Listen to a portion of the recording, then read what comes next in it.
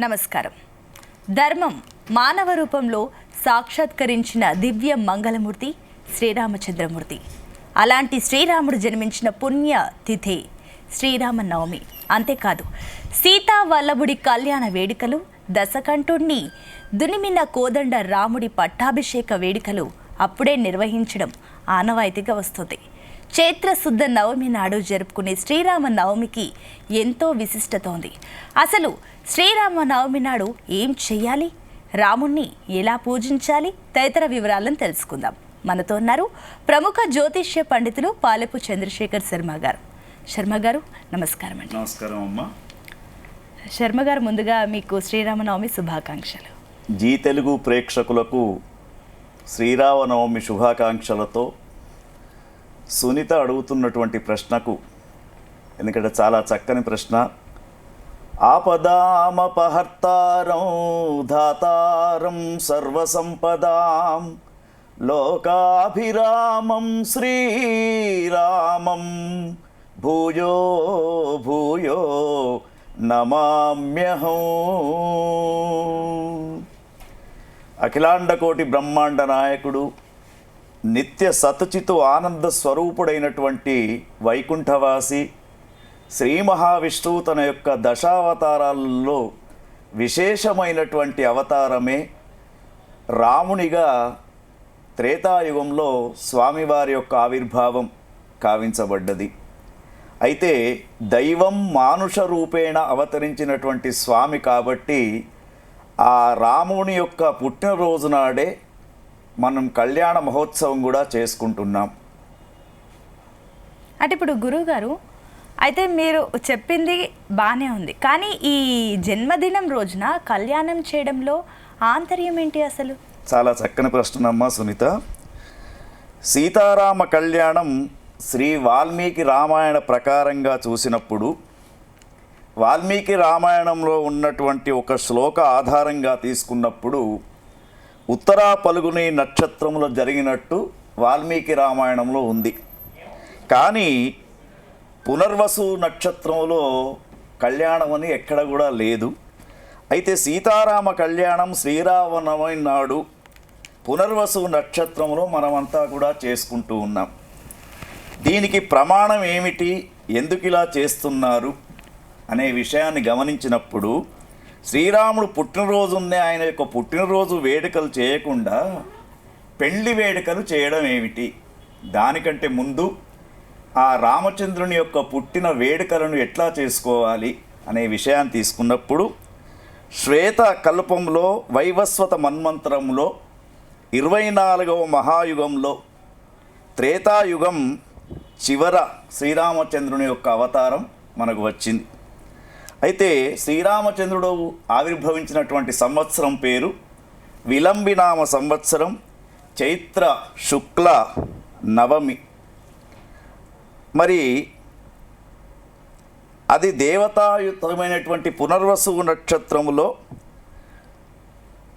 స్వామివారు జన్మించారు, కర్కాటక రాశిలో.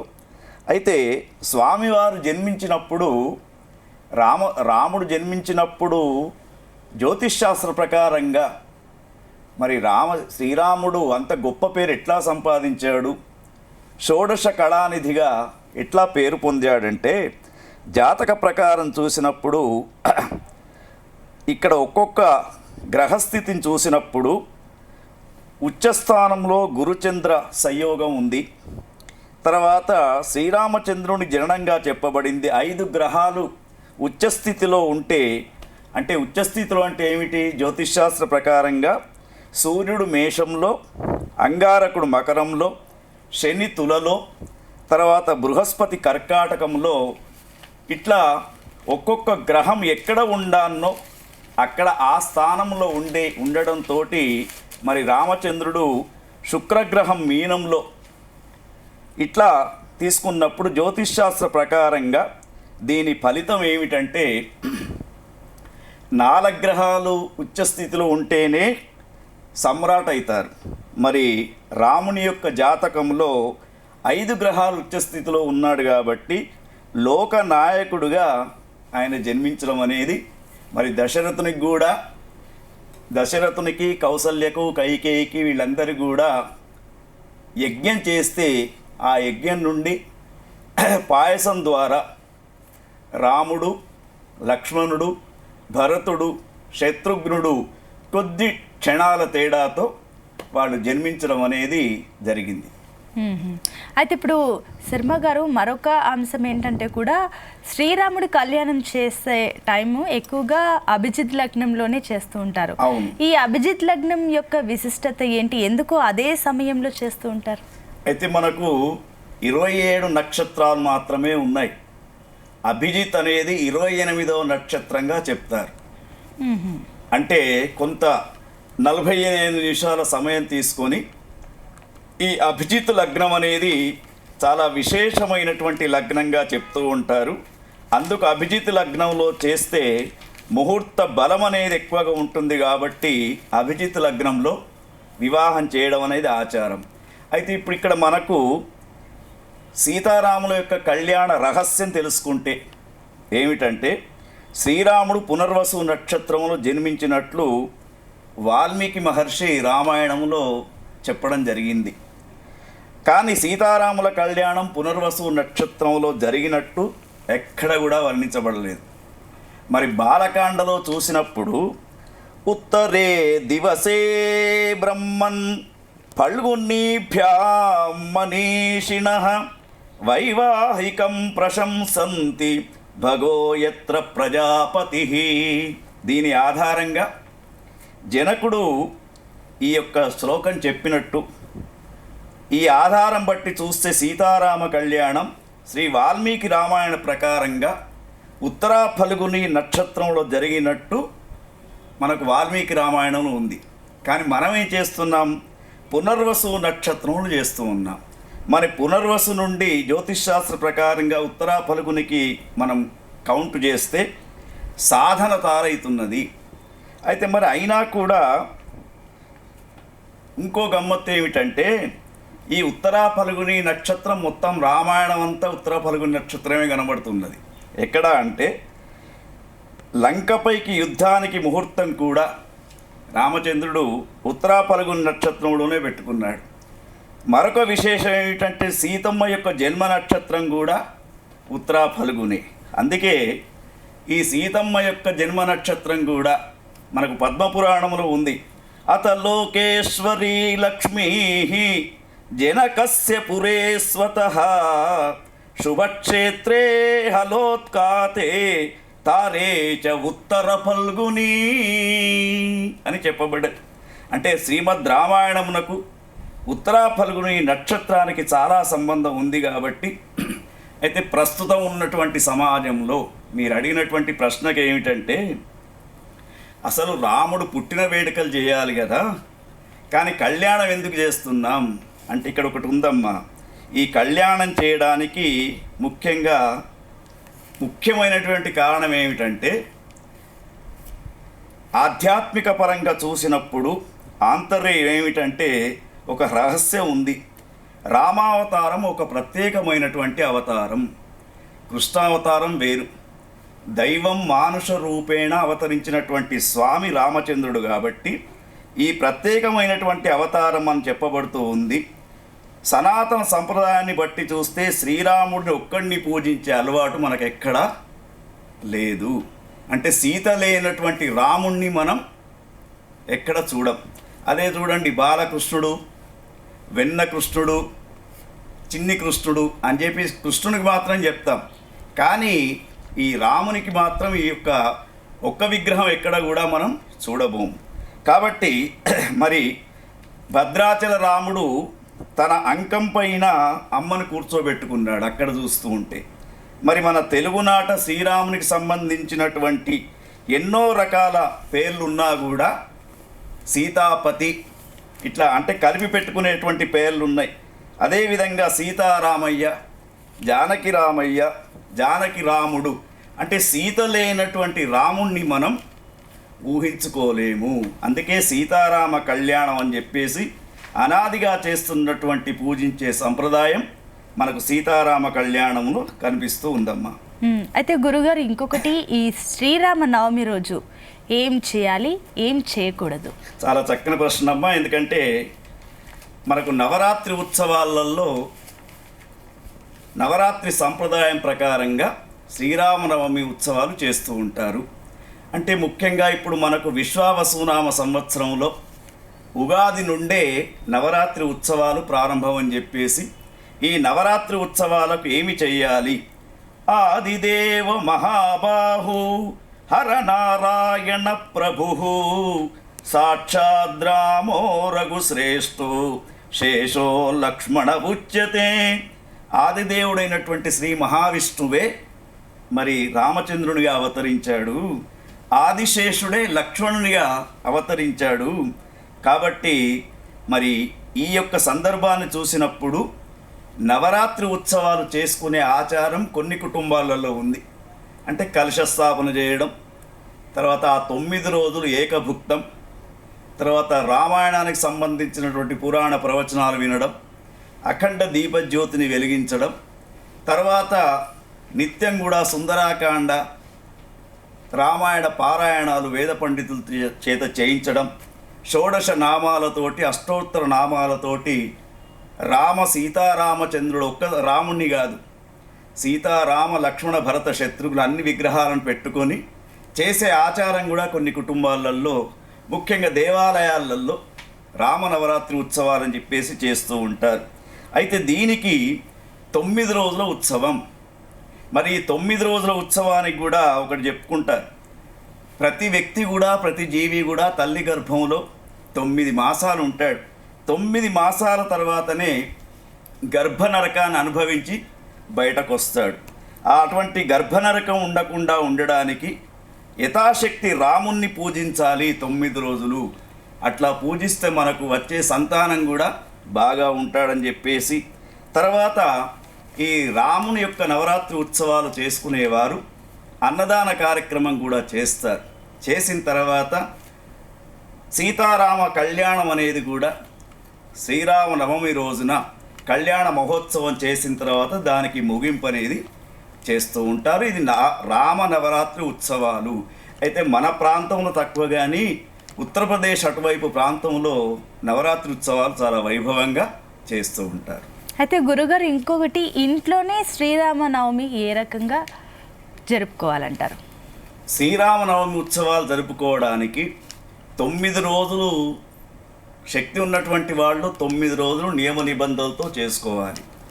లేదు కనీసం సప్తమి, అష్టమి, నవమి 3 రోజులు చేసుకోవాలి.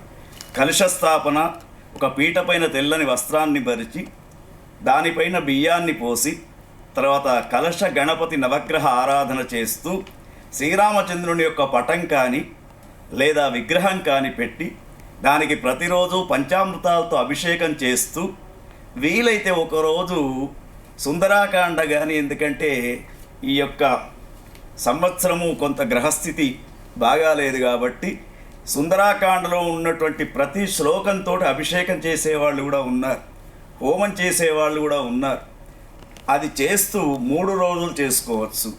లేదు ఆసక్తి కూడా లేదనుకోండి, కనీసం రామనవమి అయితే ఇప్పుడు ఏదైతే 6వ తారీఖు ఆదివారం వస్తూ ఉందో ఈ ఆదివారం రోజునే ఉదయాత్పూర్వమే గంగా స్నానం అనేది చేయడం, అంటే పవిత్రమైనటువంటి నదీ జలంతో స్నానం చేయడం, మంగళకరమైనటువంటి దుస్తులు ధరించడం, తర్వాత మామిడి తోరణాలు పెట్టుకోవడం, ఒక పీట పైన తెల్లని వస్త్రాన్ని పరిచి రామచంద్ర స్వామి యొక్క పటం కానీ విగ్రహం కానీ పెట్టుకొని షోడశ పూజా కార్యక్రమాన్ని చేస్తూ చక్కగా మరి ఆ రోజునాడు బెల్లము, పానకము, పప్పు నైవేద్యంగా పెట్టడం. ఎందుకంటే మన పూర్వీకులు నైవేద్యం కూడా ఎట్లా పెట్టారంటే ఋతువును అనుసరించి నైవేద్యాలు పెట్టారు. ఎండ వేడిమి ఎక్కువ ఉంటుంది కాబట్టి బెల్లము, తర్వాత పప్పు, వడపప్పు అంటారు, దాన్ని తింటే చలవ చేస్తూ ఉంటుంది శరీరానికి అని చెప్పేసి దాన్నే పరమాత్మకు నైవేద్యంగా పెట్టాలి. తర్వాత వీలైనంత వరకు ఆ రోజు అన్నదాన కార్యక్రమం కూడా, అన్న సంతర్పణ అంటారు, ఆ కార్యక్రమం కూడా చేసి వైభవంగా ఒకరోజు కూడా ఉత్సవాన్ని చేసుకునేవారు కూడా ఉంటారు. ఓకే, అది ఇప్పుడు గురుగారు ఇంకొకటి శ్రీరాముడి పట్టాభిషేకం విశిష్టత ఒకసారి చెప్పండి. చాలా చక్కని ప్రశ్న అమ్మ. ఎందుకంటే శ్రీరామచంద్రుడు అంటేనే అందరి చేత పొగడదగ్గటువంటి వాడు. రామో విగ్రహవాన్ ధర్మ. అయితే గమ్మత్తు ఏమిటంటే ఇది ఎవరో కవి ఎవరో అన్నారు అనుకుంటారు, కానీ ఈ యొక్క పదాన్ని అన్నటువంటి వాడు ఎవరంటే రాక్షస కుమారుడైనటువంటి మారీచుడు. మరి ఈ మారీచుడు ఋషులు చేస్తున్నటువంటి యజ్ఞాన్ని ధ్వంసం చేయడానికి వచ్చినటువంటి మారీచుడు రామచంద్రుని యొక్క గుణగణాలను చూసి చెప్పినటువంటి విషయం. రామో విగ్రహవాన్ ధర్మ సాధు సత్య పరాక్రమ అప్రమేయం హి తత్తేజో యస్య సా జనకాత్మజా. ఎందుకంటే రాముని గురించి రావణాసుని చెప్తాడు, ఓ రావణ, రాముని గురించి నువ్వు అట్లా భావించకు, రామచంద్రుని యొక్క ఆ విగ్రహాన్ని చూస్తే చాలు, ఆ మూర్తిని చూస్తేగా చాలు ధర్మం అనేది కనబడుతూ ఉంటుంది. అందుకే మరి అటువంటి రామచంద్రుని పైన ద్వేషం పెట్టుకోకొని కూడా చెప్పాడు. అయినా కూడా ద్వేషం పెట్టుకున్నాడు. సీతామాతను తీసుకొని వచ్చాడు. అనవసరంగా మరి రావణ బ్రహ్మ కూడా పరమశివుని యొక్క భక్తుడు. అయినా కూడా అతడు ఏం చేశాడు, చివరికి సీత పైన ఉన్నటువంటి వ్యామోహంతో మండోదరి చెప్పినా కూడా, రావణుని యొక్క భార్య మండోదరి చాలా అందమైనటువంటి స్త్రీ ఆమె కూడా, అయినా కూడా ఆ చిత్త చాంచల్యంతో ఎప్పుడైతే సీతామాతను తీసుకొని వచ్చాడో, అశోకవనంలో ఎప్పుడైతే ఉంచాడో, ఎత్ర ఎత్ర రఘునాథ కీర్తనం తత్ర తత్ర కృత మస్తకాంజలిం బాష్పవారి పరిపూర్ణలోచనం మారుతీం నమత రాక్షసాంతకం. అయితే ఆ యొక్క ఆంజనేయ స్వామి ద్వారా అశోకవనంలో ఉన్నటువంటి సీతామాతను తెలుసుకోవడం, ఇదంతా కూడా మనకు తెలిసినటువంటి కథ. అయితే రామచంద్రుని యొక్క పట్టాభిషేకం ఎందుకు చేసుకోవాలి అంటే రామరాజ్యం రావాలి, మనకు కూడా రామరాజ్యం అనేది రావాలి. ఎట్లా ఉంటుంది రామరాజ్యం? తల్లిదండ్రుల యొక్క విలువ, అన్నదమ్ములు ఏ విధంగా ఉండాలి, భార్యాభర్తలు ఏ విధంగా ఉండాలి, ప్రజలు రాజు ఏ విధంగా ఉండాలి, సేవకుడు తర్వాత రాజు ఏ విధంగా ఉండాలి, ఈ ధర్మ మార్గాన్ని సూచించే విషయాలు దాంట్లో ఉన్నాయి. కాబట్టి రామరాజ్యం, రామ పట్టాభిషేకం అనేది వైభవంగా చేసుకోవడం ఒక ఆచార సంప్రదాయంగా వస్తూ ఉంది. ఇది అయితే గురుగారు ఇంకొకటి, ఈ శ్రీరామ నవమి అంటేనే భద్రాద్రి రాముడి కళ్యాణం మనందరికి గుర్తొస్తూ ఉంటుంది ఎక్కువగా. అయితే ఈ భద్రాచలంలో రామ కళ్యాణం విశిష్టత చెప్తారా మీ మాటల్లో? చాలా చక్కని ప్రశ్నమ్మా. ఎందుకంటే శ్రీరామచంద్రుడు 4 చేతులతో శంఖచక్ర ధనుర్బాణాలను ధరించి మరి అవతరించినటువంటి స్వామిగా, శ్రీరామ భక్తాగ్రేసుడైనటువంటి రామదాసు భద్రాచల ఆలయ నిర్మాణం కోసం జీవిత సర్వస్వాన్ని అర్పించాడు. వారి కులగురువైనటువంటి రఘునాథ భట్టాచార్య యొక్క సూచనతో భద్రాద్రి క్షేత్రాన్ని శ్రీ వైష్ణవ సంప్రదాయానికి అనుగుణంగా జరిగే ఆరాధన ఉత్సవాలతో ప్రతి సంవత్సరం కూడా సీతారామ కళ్యాణ మహోత్సవాన్ని చేస్తారు. అయితే అన్ని ప్రాంతాలలో వేరు, ఇక్కడ చేసే కళ్యాణ మహోత్సవం వేరుగా ఉంటుంది. భద్రాచల సంప్రదాయాలు ఏమిటంటే భద్రాద్రిలో కళ్యాణోత్సవం వసంత నవరాత్రి ప్రయుక్తంగా నిర్వహించడం, సప్తమి నుంచి ఆహ్నికం మొదలవుతూ ఉంటుంది, పౌర్ణమి నాటికి పూర్ణాహుతి అవుతూ ఉంటుంది. 12 ఆరాధనలతో ముగిసే బ్రహ్మోత్సవాలు ఇవి. మరి ఇక్కడ వీటిలో ఒకటేమిటంటే కళ్యాణ ప్రవర ఉంటుంది. ఒకటి వివాహం చేసేటప్పుడు మనమేమో గోత్ర ప్రవరం అంటాం, అంటే ఇరు వంశాలకు అమ్మాయికి అబ్బాయికి చెప్పే తాత తండ్రి వాళ్ళ యొక్క గోత్రాలు చెప్తారు. రామచంద్రుని యొక్క గోత్ర ప్రవలను తీసుకొని ఇక్కడ విశిష్టంగా చెప్తూ ఉంటారు. కళ్యాణ ప్రవ రామాయణ ప్రకారంగా శ్రీరాముంది వాసిష్ఠ గోత్రం, సీతమ్మ వారిది గౌతమస గోత్రం, భద్రాద్రి రాముడు వైకుంఠనారాయణుడు కనుక ఇక్కడ కళ్యాణంలో శ్రీరామునికి అచ్యుత గోత్రంగా చెప్పబడుతూ ఉంటుంది. తర్వాత మంగళసూత్రం కూడా 3 మంగళసూత్రాలు ఇక్కడ కడతారు. ఎందుకంటే గోపన్నది ఒక మంగళసూత్రం అని భద్రాద్రి ఆయన నిర్మాణం చేసినటువంటి రామదాసుది. తరువాత ఎప్పట్లాగా 2 మంగళసూత్రాలు, ఆ మంగళసూత్రాలు కట్టేటప్పుడు కూడా మాంగళ్యం తంతునానేన లోక రక్షణ హేతునాం కంటే భద్రామి శుభగే త్వం జీవ శరదాం శతం.